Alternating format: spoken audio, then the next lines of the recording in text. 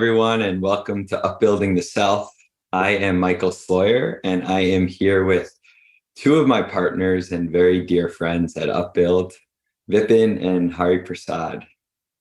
And, and today, the three of us are actually on three different continents and three very different time zones. Vipin, you are in London, Hari in New York, and I am in Japan. So hello to you both from across the ponds.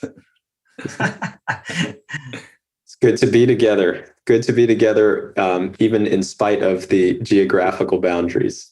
Yeah, I don't feel them actually. I completely agree. So for our topic today, we are going to be talking about this very critical distinction of safe problems versus quality problems. And the reason why this is top of mind right now is because we at Upbuild are embarking on our own Upbuild coaching training program right now. And when I was becoming a coach a bunch of years back, the two of you shared with me a series of audio tapes that you had recorded coming out of a coaching course that Hari, you had taken with one of our Upbuild community members, Dave Parke. And there were many, many gems in those tapes. And I think the one that has stuck with me the most, the one that has been the most memorable, is this idea of safe versus quality problems. So I'm really excited to talk about this with the two of you today and to learn more as we dive deeper. So, Hari. Just one clarification. When you said audio tapes, it made me feel like we did this in the 80s. Just to clarify, they were audio files. They were MP3s. That's correct. But it sounded so much better, audio tapes. I felt so proud. All right, so we can scratch this from the recording. I don't know. This is audio good. Tapes.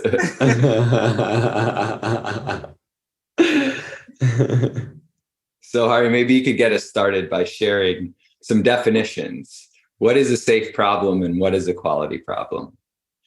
Yeah, thank you. So I'm really passionate about this subject. In fact, I'm passionate about anything that Dave Parke had trained us on way back in the 80s, 2010s.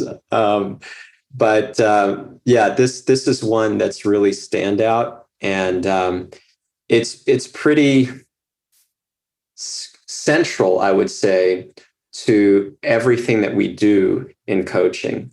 So what are safe problems? What are quality problems? And what is the versus between them? Safe problem is something that we're comfortable speaking about. It's something which is an issue, but it's within our comfort zone. A quality problem is a deeper issue that's uncomfortable to talk about. So the relationship between those is that the comfortable problems are often masking the deeper problems. So that is not always the case, but it is very, very frequently what's happening. And we lean on safe problems to get ourselves off the hook from doing the real work. So we tend to speak about what is okay for us to speak about instead of actually pushing ourselves to grow and stretching ourselves in uncharted territory. So that's where we want to find out, hey, is this a safe problem or is this a quality problem? Super helpful. So what might be a few general examples of safe versus quality problems so we can help illustrate these? A problem isn't inherently a safe problem or a quality problem. It's actually depending on the relationship that one has with the problem. So we couldn't talk about a set of examples of these are all safe problems and these other problems are all quality problems. The same problem for one person, it might be a safe problem, and for another, it actually might be a quality problem. So Hari, you've given the example often of time management is a great example. For some people, it's like, maybe I could just work on time management because that might help me move forward. It's not a uncomfortable issue for them. It's not that deep, but it's something that I feel like I can make some progress on. For somebody else, I mean, Hari, you can speak about this, but for you yourself, you give the example how time management is, it's actually a very deep quality problem that you've been navigating for years. And so maybe you can say something about your relationship with that problem and what makes it a quality problem for you. Right. Yeah. So the gauge here is vulnerability. How vulnerable do I need to make myself to go there? And for me, time management is extremely vulnerable. It's something which makes me feel so disoriented, so out of sorts, so absolutely helpless against the forces of nature. And I need help on that. I feel a desperate need for help on that. And that has been the case, as you said, for many years. So that's something I've worked on diligently for many, many years. And I've made a lot of progress. I've learned tons. I've done a lot of research, formed habits, done coaching, self-coaching, coaching as a coachee. And it's been very powerful. And yet it's such a quality problem that it continues to make me feel vulnerable and that I need help. One of the things I've seen in that vulnerability is I've heard you say this feeling like I should be able to manage this by now. And that's vulnerability. Like, is there something that is wrong with me that I can't figure this out? And so that it actually is quite deep in that sense. And you're saying it goes to your core identity. Right. And you're saying that fills me with more vulnerability. I was already feeling vulnerable speaking about it. When you express that, I feel it. It's like, ooh, right? And so we have to be on the lookout for that, because that's our prime spot for growth. That's the stuff that we're suppressing, avoiding, and need to go into if we want to actually become our best selves. I hope I haven't wrongly exposed you in this. Not at all. No, this is all in service and we're on the same page. Okay. Thank you. And so if we go back to the example of time management and how that can, for some people, and actually for probably most people, especially a lot of the people that end up coming to coaching with Upbuild, for those people where time management is a safe problem, what's going on there? What's being masked, and what could be some of the quality problems that the safe problem is covering? I mean, I think there are infinite possibilities there, right? So it's not one thing that can happen is sometimes there's something else that has no relation at all to time management that I am, either aware of or unaware of, but I don't want to bring into the coaching session. Well, if I'm unaware of, then I'm not doing it intentionally, but I may be aware of it. And it's just like, that's going to feel quite uncomfortable. So I can focus on time management. So it may be masking something else that has no relation whatsoever to time management. I also think often there's something more deeply rooted within that particular safe problem. So if someone is bringing up time management, but we're focusing on what can you do to manage your time better, there's often the deeper issues are related to, we've talked about self-acceptance and who I am as it relates to what does this problem indicate about my identity and how I want to be in the world. And so if we just stay at the surface of solving let's block out time and, how do we manage the specific time management issue you're dealing with right now? It doesn't actually it'll keep coming back.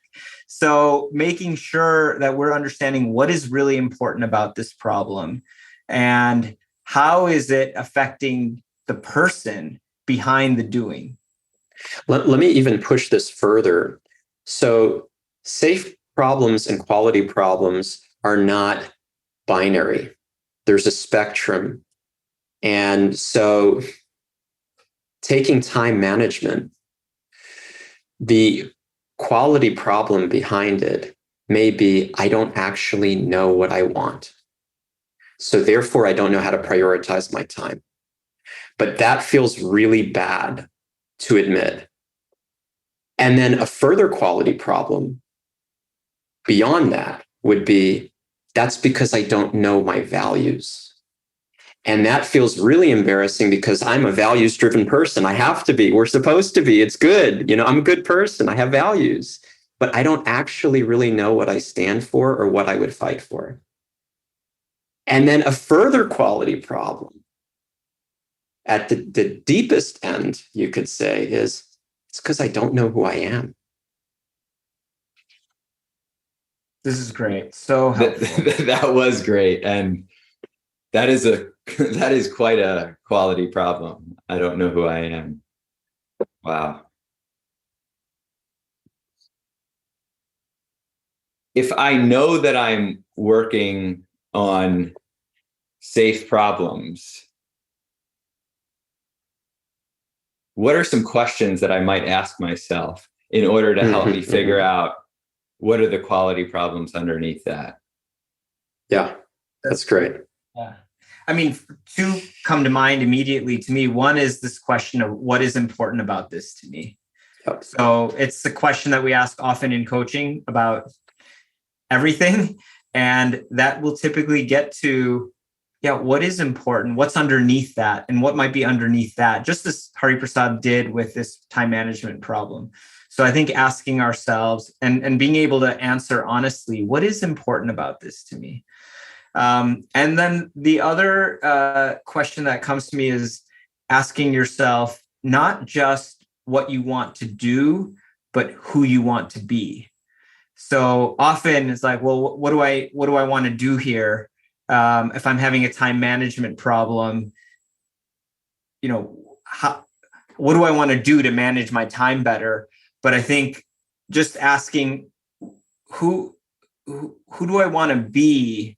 What is the person that I want to be in relation to this problem? And that can also help to see what's underneath the problem. You've expressed exactly what I would want to share on that. Yeah, exactly. Excellent.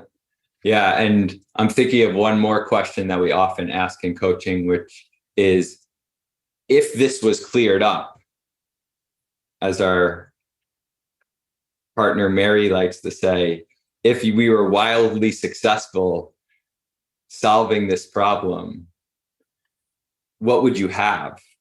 What would be different about your life? And all of a sudden, we're getting more at the root of what the person is really longing for and what the challenge might be. Yeah, that's great.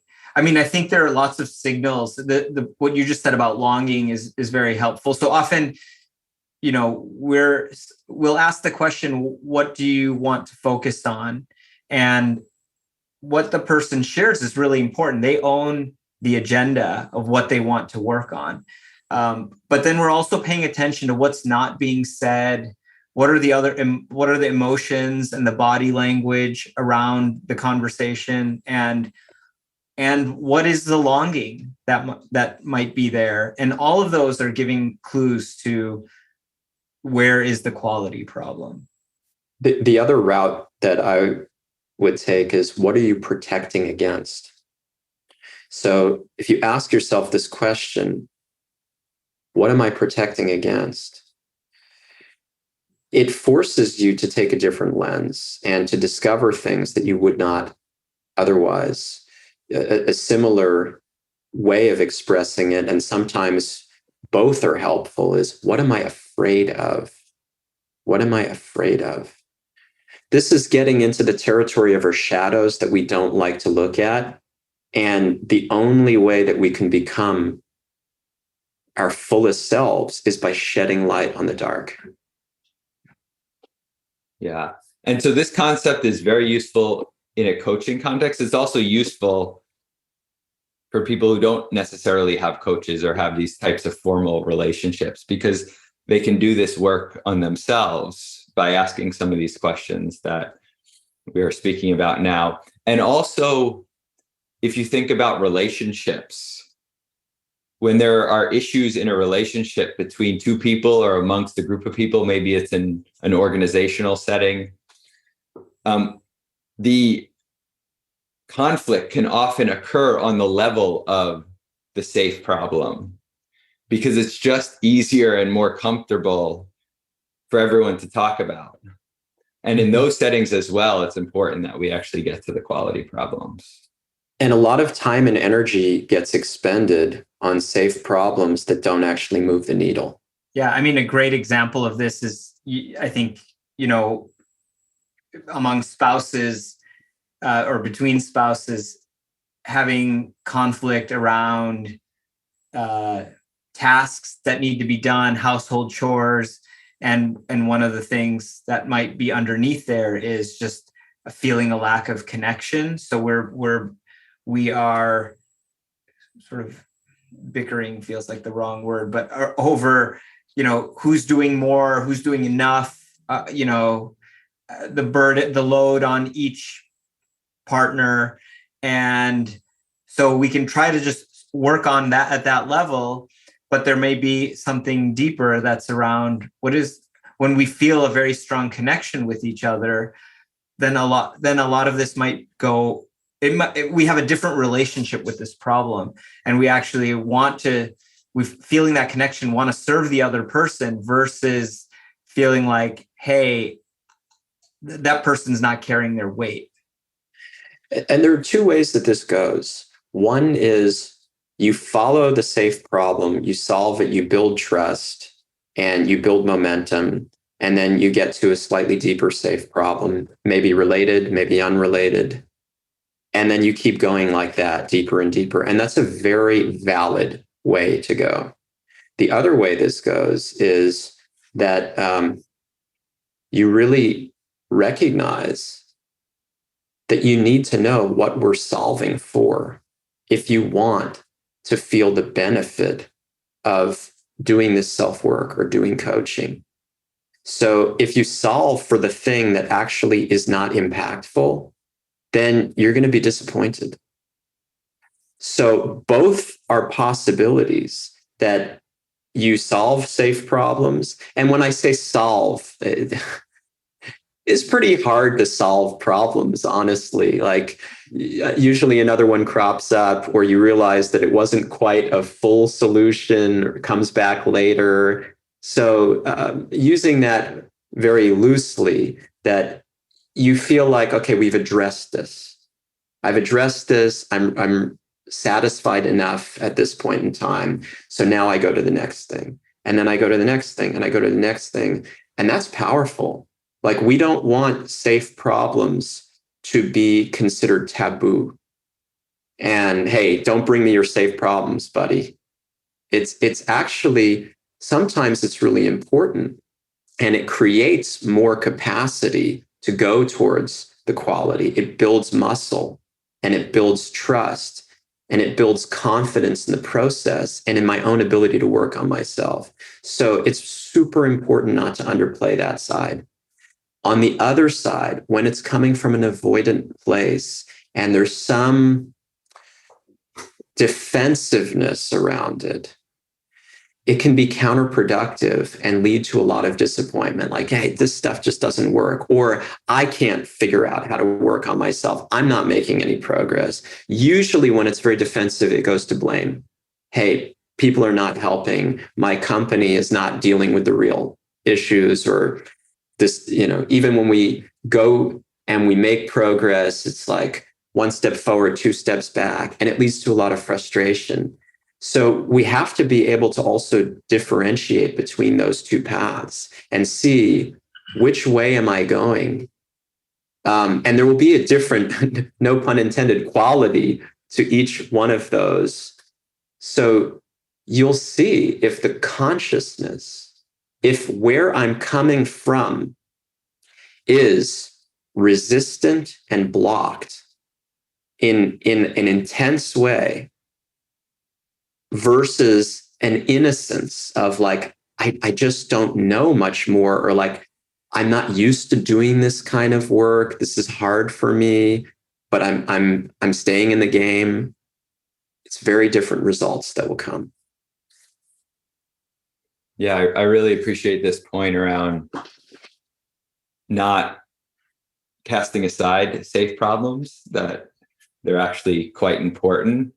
Um, but as we're working on them, it can be very helpful to know that those are the safe problems and they're not actually going to the root of it. They're more of a way in to mitigate conflict in the short run and also help us to get to the deeper problems in the long run. Vipin, with the example that you shared of conflict between two spouses around tasks, let's say doing the dishes or the laundry or something like that, and having the deeper conflict or the deeper problem being more about a lack of connection, maybe even a lack of appreciation for one another, and not feeling appreciated, and therefore that blame comes out around specific tasks. It can be really helpful to actually set up a schedule and figure out who's going to do the dishes on which day.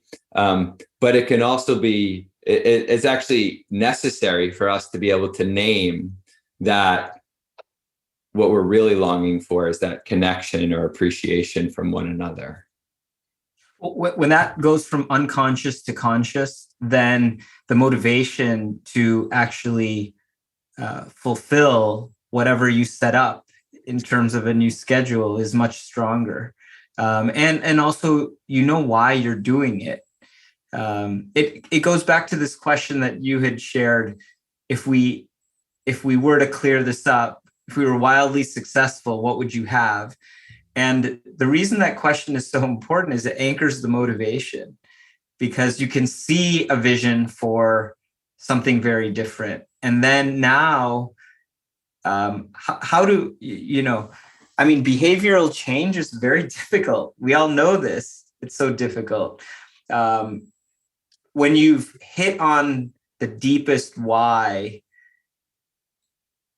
that change becomes not easy, but easier. You have more clarity about your intention and more motivation to achieve it. This is critical. And it's another principle from our man, Dave Parke, that trained us in this, which is that you need leverage. If you're going to make progress, you need leverage. How are you going to get that leverage?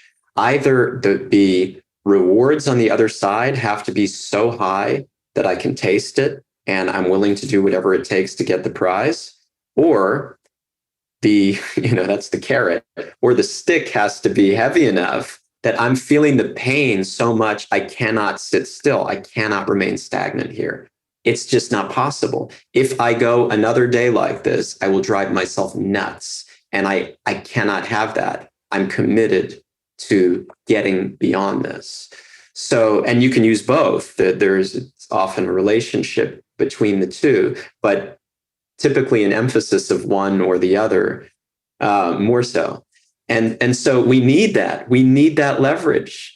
And in marketing, you have to create the pain if you want somebody to buy the product. They have to feel the pain of not having this if you want them to pull the trigger. So in our own self-development, that is absolutely the case. This can't be, emphasized enough. So we've talked about a example in one's own personal development, like the time management. We talked about an example between spouses. Any organizational examples that come to mind, and the distinction between safe versus quality problems? I'm going to generalize this one a little bit, but one example is a client who wanted to discuss how to proceed with an important meeting. And he wanted more clarity about what to say, how to prepare, and what to have happen in the meeting. And that was his goal of the coaching session. And it was a very important meeting, and it was an important agenda for a coaching session. Through the coaching session, it became clear that what he really wants is to be more authentic and relaxed in those settings, rather than putting on a show during the meeting and sort of being on stage. And so this goes back to, it's not just about what he wants to do. So how do I do this meeting? But about who he wants to be. And then as we worked on that, it actually allows him the flexibility. If the meeting goes in an unexpected direction, he does not like, oh, I had this plan. We planned out what I was going to do, but he has a deeper source of like, who do I want to be? How do I want to show up? And allows him to, actually allows him the freedom to be more authentic and be more relaxed because he's anchored in who do I want to be in this situation, in this meeting, and just generally in my professional life. Does that help? Does that sort of give you an example? That's very clear. And it relates to what you were sharing before we started recording about the difference between a presenting agenda, which is what we as coaches often receive right off the bat in a coaching session from the client. This is what I want to work on. And then our job can be to listen for what's underneath that. What's the deeper agenda for that presenting agenda?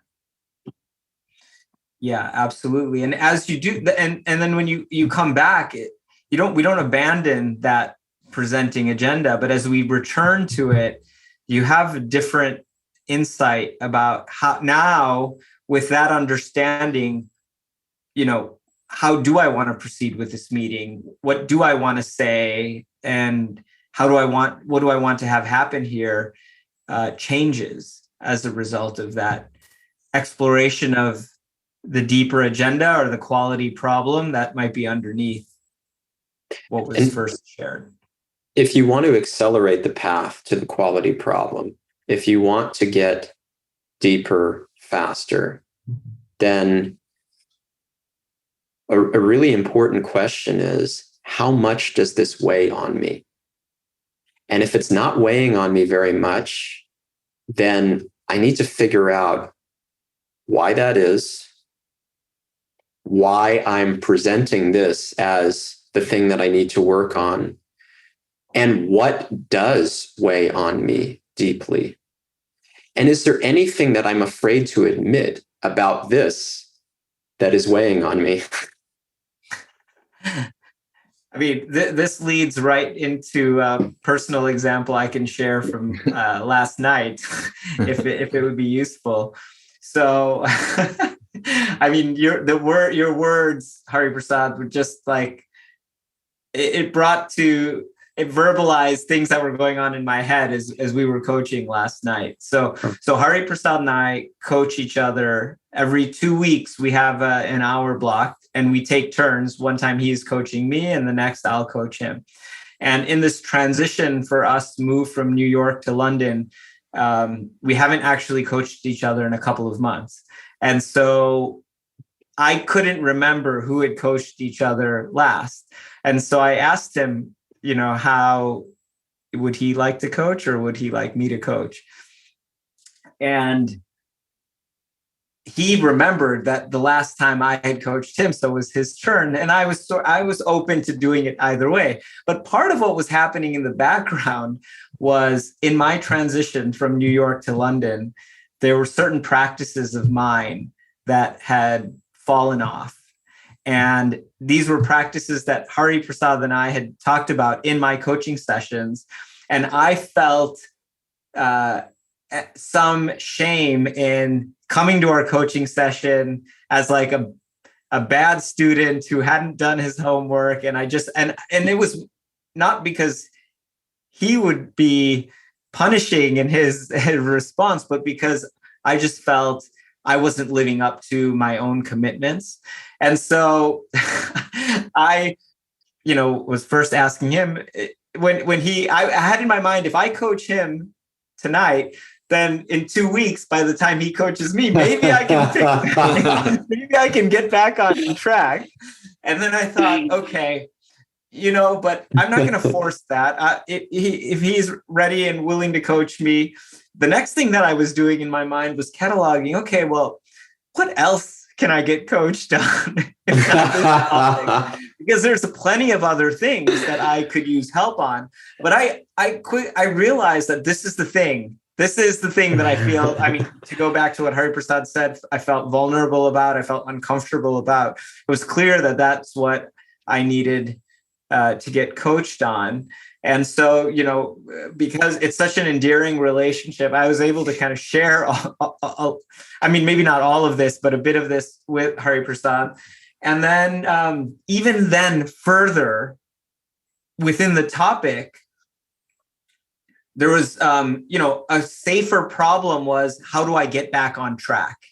And we could talk about, you know, what things I could put in place to get myself back on track with certain practices that were really important to me.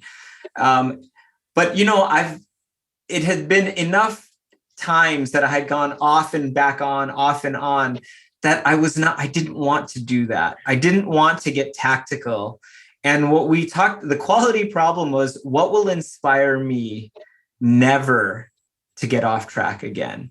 And so it was, we actually didn't touch on what I might do. And we came back in the end, and Hari offered me a request or even a challenge for the next 30 days that I can work on. But the entire conversation was really exploring like my identity as it relates to these practices. And you know, what I was asking for is, I really need to feel, you know, this can't just be a nice to have for me. I really want help deepening my relationship with these practices and understanding like what happens, what's at stake for me here. And so there are multiple layers of safe and quality, right? The first was like, I should just avoid this whole topic because it's going to be awkward and uncomfortable for me. And there were many problems that I would not say are necessarily safe, but that also have quality to them. But the quality problem that I think I needed in this situation was, you know, this discussion. And then even within that, I could stay at a layer of, hey, help me get back on track, to really understanding the deepest why and trying to shift my behavior permanently. And I've had that experience in coaching sessions, you know. And so we also talked about, you know, another analog that I've had where behavior has shifted permanently, and seeing like, how do I get to that place of such deep motivation and inspiration, understanding why this is so important to me, that actually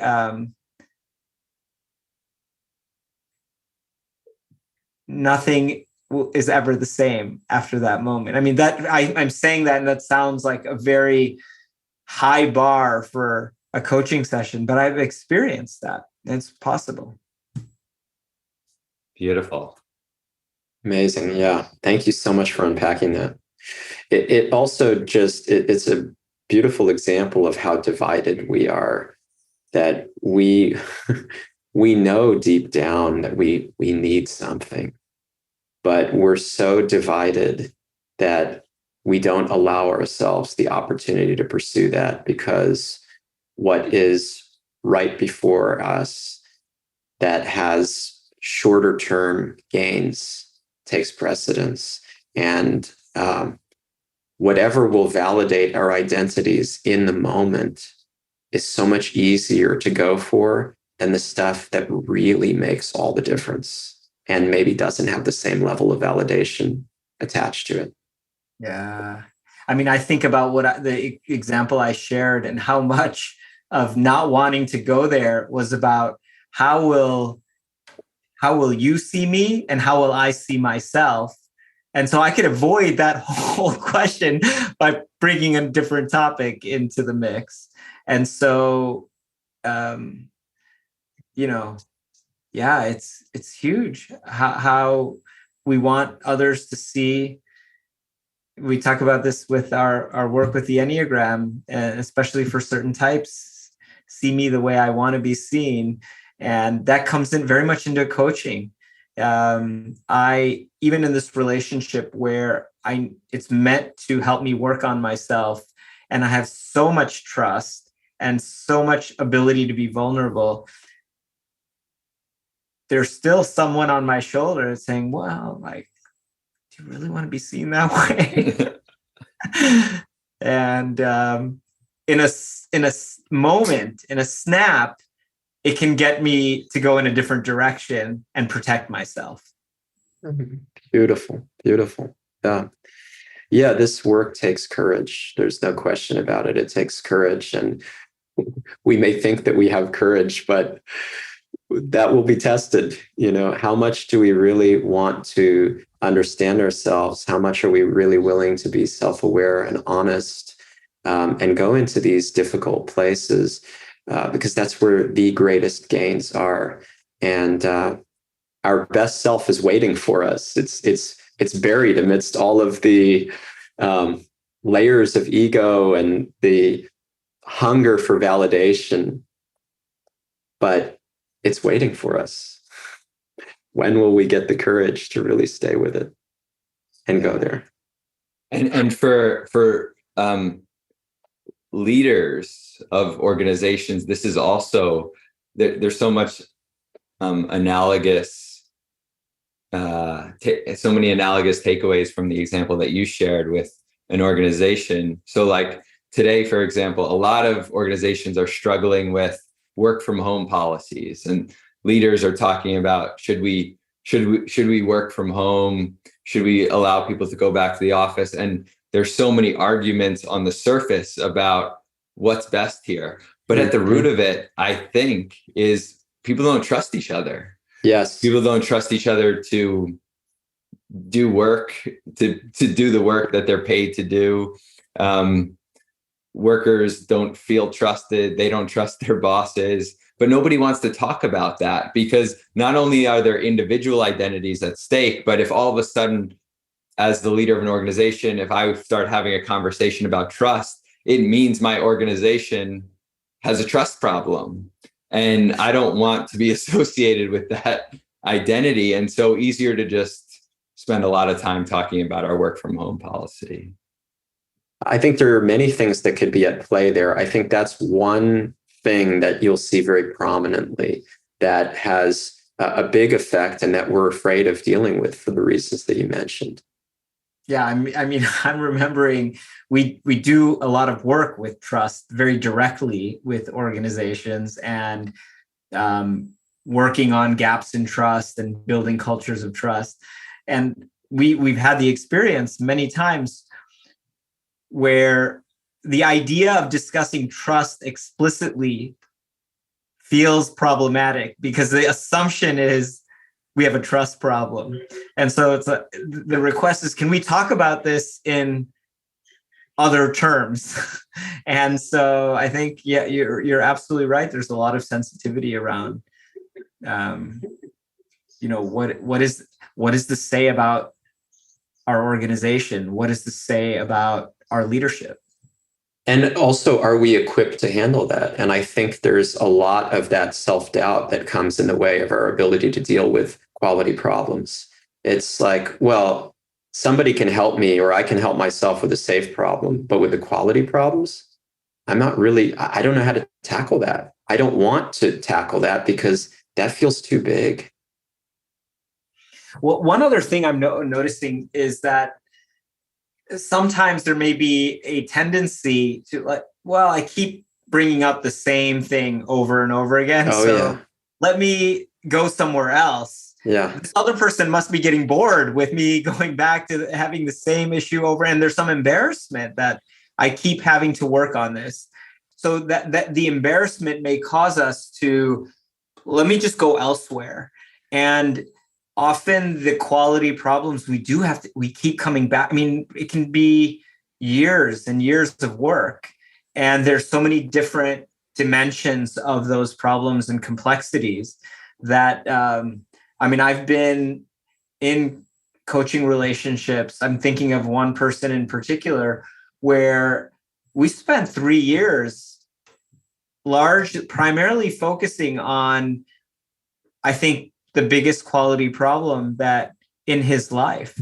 And he would check with me every few months, like, you must feel like we keep talking about the same thing. And I just try to keep encouraging him. Actually, I think I so appreciate your persistence and your commitment to actually trying to figure out things that are so deeply rooted. And I think once you make your decisions, and I actually believe this now, seeing sort of the post of this situation, they will come from such a deep-rooted, heartfelt, clear-eyed, highly convicted place that you will see the impact of actually sticking with that quality problem for months and months and months.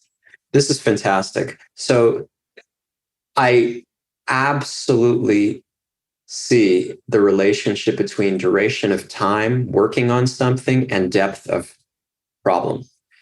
So when you hit the deepest quality problems, there are no quick fixes. I'm sorry to break the news. It doesn't work like that. Nobody will hold a magic wand and make it go away. It's not possible.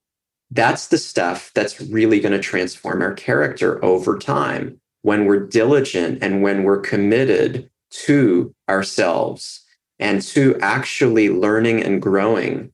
It never ends. So we want to be working on the same thing, chipping away. They say, right, like dripping water hollows the stone. So that's what we need to be looking for.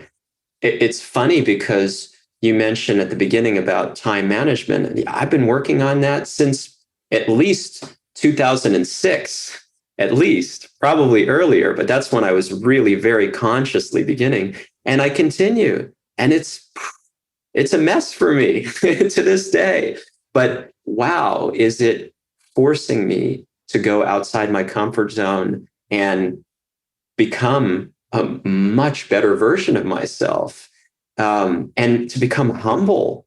This is really key. Who am I becoming? We keep saying, who am I becoming? I'm becoming humbled by the fact that I can't make this problem go away. And it is changing the quality, not just of the problem, but of my being. It's changing the quality of my being because I have to keep owning things and working on myself and recognizing at the end of the day that I'm not awesome and in charge and in control of everything as I wished that I were and as I used to think that I was. But there's a whole different reality that is staring me in the face. And it changes the way that I interact, not only with myself, but with everybody else. I come from a different place. I come not from a place of look at how great I am, consciously or usually unconsciously. I come from the place of I'm a struggling soul like you, but I want to help. I empathize because I know the pain of what you're going through. I know I'm going through my own pains, and that is the human experience. So I value when somebody is there for me, and I value trying to gain the wisdom from all of this and gain in the character that I'm meant to gain. And I want to offer that to you. That's what I'm most passionate about. So you can see, based on how long a person is willing to work on something or how long the problem is going, how deep of a quality issue it is, and how big are the rewards as a result. That's really what we want to look for. And that does require patience and determination and all kinds of good qualities, humility, which again are going to grow us tremendously. That's really what we're about. It's what we're made of, what we're meant for. Beautiful. And to anchor some of what you shared at the top of this conversation with what you just shared now, we can know that something is a quality problem if we're experiencing real vulnerability around it. And if it's long enough lasting where we're really struggling, and it's hopefully creating that humility in the process. Yeah. And just be wary when it's like, oh, I think I could solve this within like a couple months. when you have this sense of like, I really want this fix, that's a high likelihood that we're dealing with a safe problem that's going to be very low impact. Not to say that that is always the case. There are certainly many exceptions to that. And if that is the starting point that unlocks things, beautiful. But don't cheat yourself from going towards the things that are really calling you and that are calling you to become who you actually are, as opposed to staying in this inhibited zone of just what's comfortable and safe to talk about. Excellent. So as we close this conversation, I want to ask two final questions. One is, as coaches, as managers, as friends, how do we nudge other people towards their quality problems if we see them mostly dealing in safe problems? And then the second is, how do we ourselves nudge ourselves towards our quality problems? I think the answer for both of those is the same. It's leverage. It's just what we talked about, leverage. So in the case of working with somebody else, the question is, how much leverage do I have in the relationship, first of all? Am I the person that is suited to help here? Am I positioned well to help? Does the person want my help? Because if they don't, then it's a useless exercise.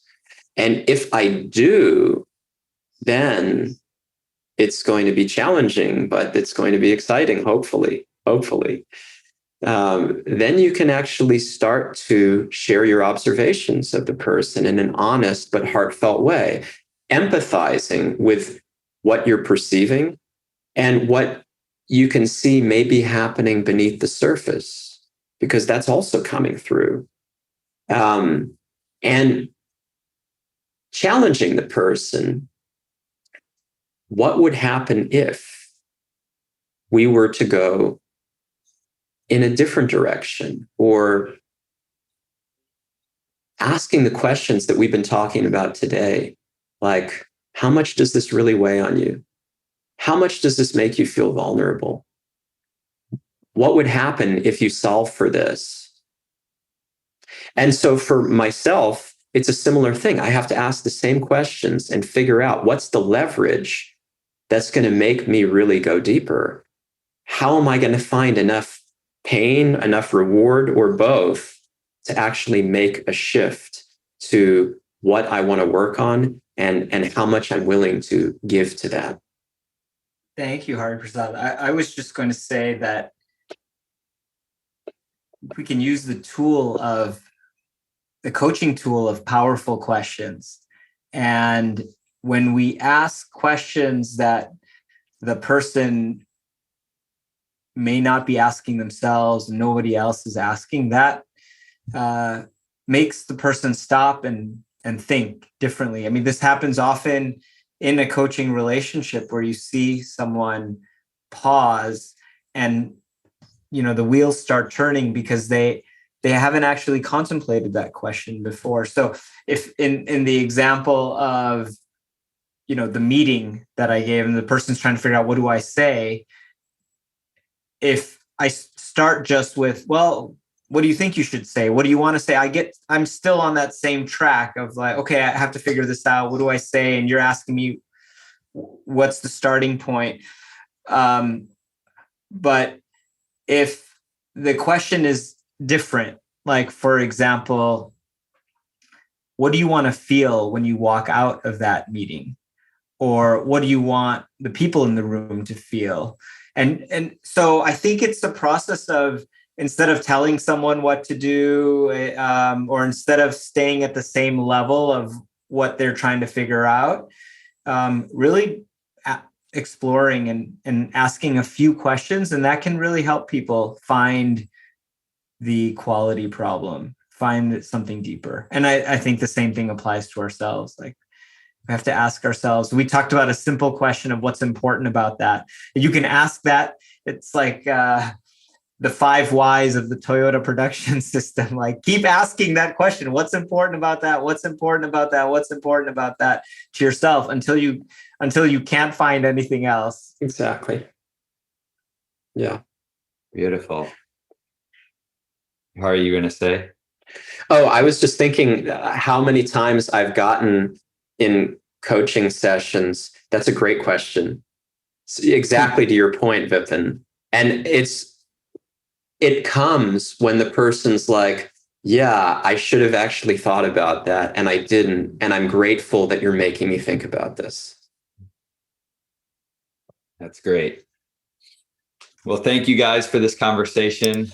As always, I really appreciate the time together, your wisdom. And as I think about our relationship and what often happens between us and among us, it's amazing to me how easy it is to work on my own quality problems within our group. They actually feel like safe problems many of the time, just because of how psychologically safe I feel with the team. So I just wanted to say thank you and really appreciate our time together. That's very touching. I love that. Yeah, it's mutual. I feel that also. I was going to joke that you're not going deep enough, Michael. If it feels safe, you're not going deep enough. But I really appreciate that. And the feeling is mutual. Thank you. I do too. I was going to say it's mutual, even though I was trying to avoid Hari yesterday. Well, it took you less than 24 hours to call yourself out for it. So that's pretty damn good. Yeah. That's amazing. It's such an example. Excellent. And thank you everyone for listening. Thank you.